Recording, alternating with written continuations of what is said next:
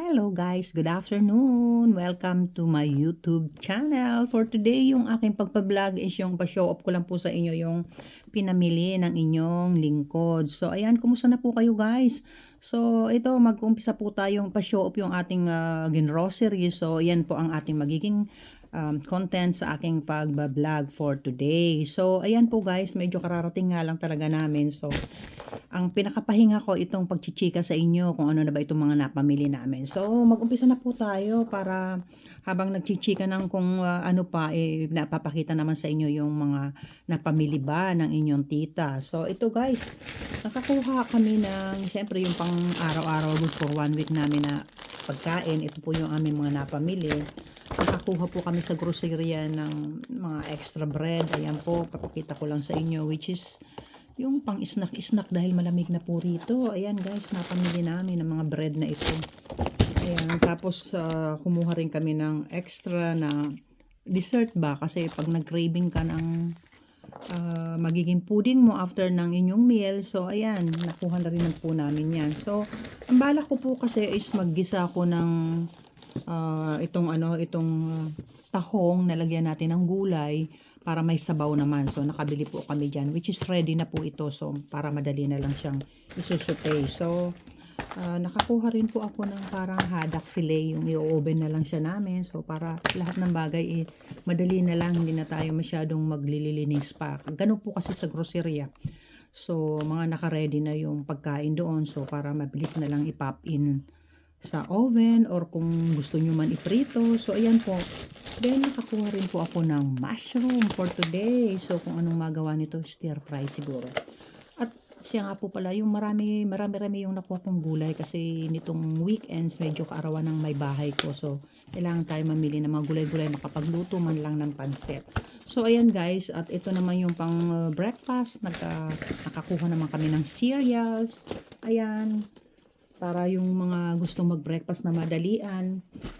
Madali na lang, which is milk din iyon. Kung pwede naman, yung iba, kung nagsisipag sila, di magluto sila ng egg.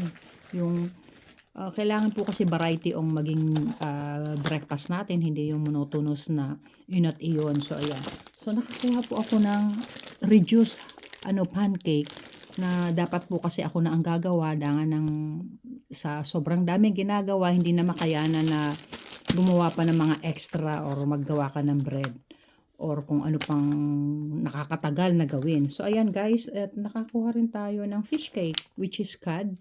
Pwede rin ito, hindi na tayo luluto pa ng kanin. Kasi iniiwasan ko po ngayon na wag everyday magluto ako ng rice kasi nananaba na po ang inyong lingkod. So, kailangan na diet din po pag may time.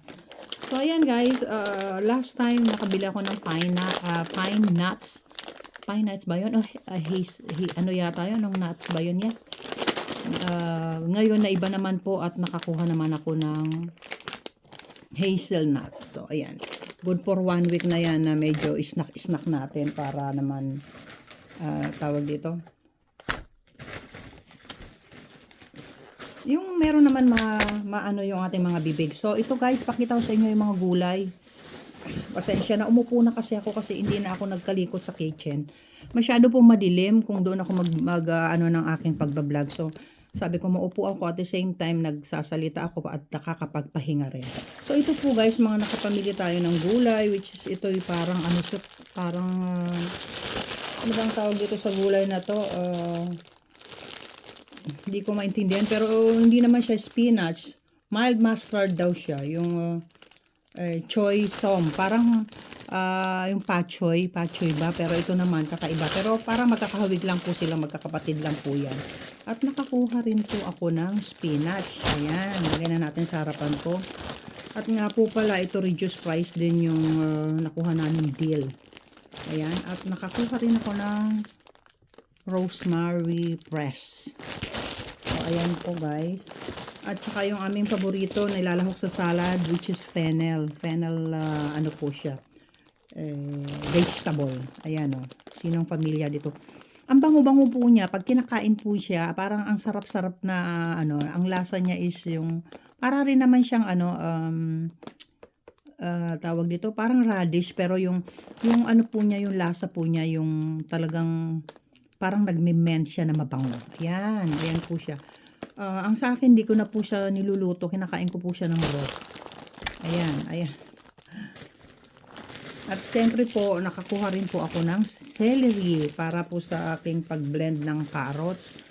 At yung minsan pag hindi na ako magkain sa gabi ng heavy, yung mag-ano na lang po ako, mag-smooth na lang ako ng mga prutas o kaya gulay. Ayan po.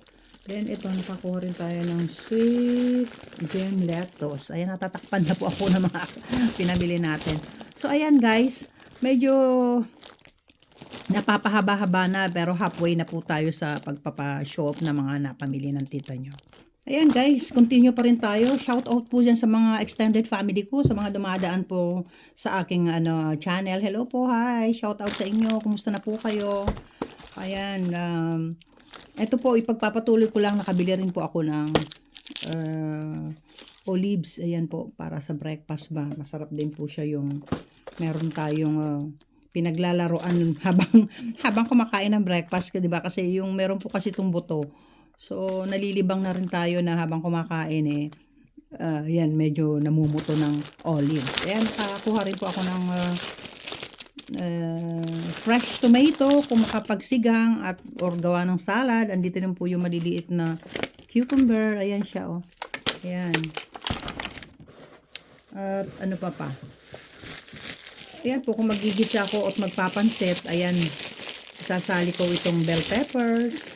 Ayan, and then hindi rin po mawawala yung nandito sa likod ko pa yung mga basket eh. Then nakakuha rin po ako ng paborito namin na tawag dito, sliced bread na meron siyang cranberry and raisin. Ito po siya, pinapa-slice na namin doon sa groceria. So, ayan. Kung hindi naman namin makakain kaagad kasi may mga expiration, ang ginagawa ko po, nilalagay ko po siya sa freezer. So, by that time na maubos na yung nakalabas, so kukuhanin ko sa freezer, then saka namin ilalagay sa toaster machine. So, parang bago pa rin po. Kasi minsan, pagka yung marami naman na nasa labas na hindi naman namin kaagad-agad makakain, so, naano rin po siya. Madali lang po yung expiration. So, ang pinaka-advice ko lang po doon sa mga, kung napadami yung pinamili nyo, kasi kung may mga ginagawa, alam nyo na, so pwede naman nyo pong ilagay sa freezer yung ibang pagkain. Para maging fresh pa rin po by the time na nag-craving na kayo or naubos na yung nandyan sa labas. So, ayan po. At syempre pa, hindi mawawala yung pag nagtitika after ng mga ginagawa mo or kararating mo lang. Ayan, may mga biscuit po na buksan and then magtimpla ka ng hot tea. So, swak na po yung biscuit na yan. At syempre pa guys, dahil nga magpapansit ako, hindi mawawala ang cabbage. Nakakuha si tita ng cabbage at saka parsnip. Para po kung pwede naman tong parsnip, ipapakuluan nyo, parang laga lang. Masarap po itong merienda rin. So, nandun na yata sa kabila. Sa dami ng pinamili. Hindi ko na po nadala yung carrots. Napadami yung carrots ko da nga ng pag nagpansit. Ayan po. At saka pagka yung maggawa ako ng carrots juice. So, kaya ayun po yung mga nakadagdag. Plus, ito po sibuyas. Ayan, hindi mawawala. At syempre pa nag-craving yung mga tao rito ng gusto daw nila ng buko. Wala naman mabili kaming buko na fresh.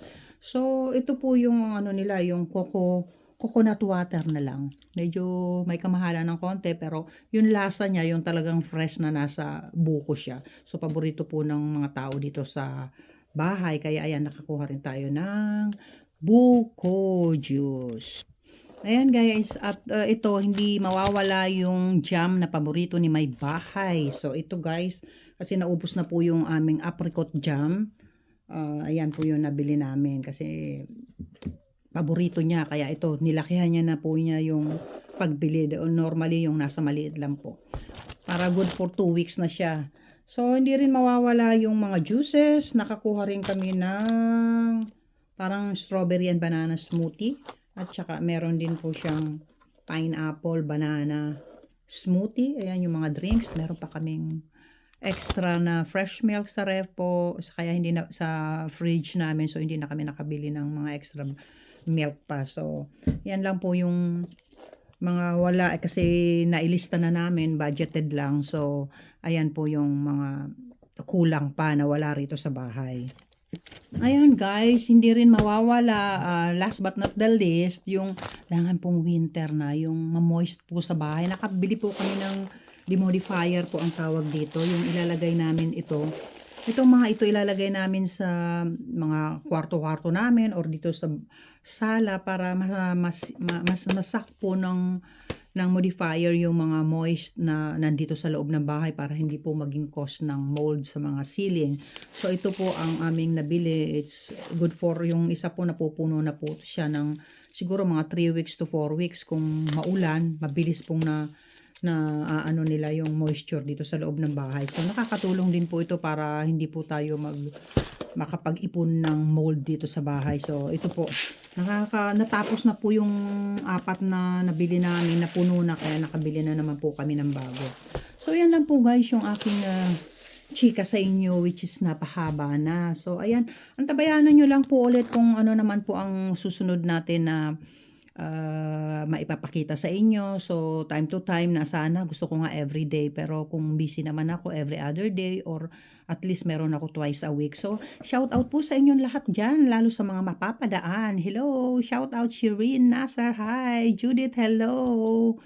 Flory, kung nadaan ka, at si amiga kong si Ola Aurelia, hi sa inyo. Hindi ko na po isa-isa lahat dahil naipa-show off na yung mga pamili ng tita for today. So, for today, yan, yun na lang po muna ang aking ipakikita. Then, magkita-kita tayo soon. Sana po yung mga mapapadaan Pilipino, mga kababayan natin, baka naman gustong suportahan ng inyong Tita Lori, ayan po.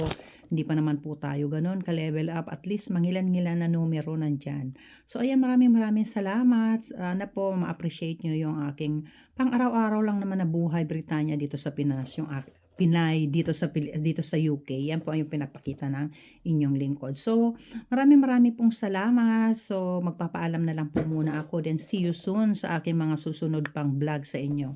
Huwag na rin po kayong makalimot na mapindot nyo yung little button dyan na para naman lagi kayo nakasubaybay sa akin. So, maraming pong salamat sa inyo. Thank you so much for watching. Then, see you soon guys. Thank you. Mahal ko kayo mga kababayan kong Pinoy. Bye!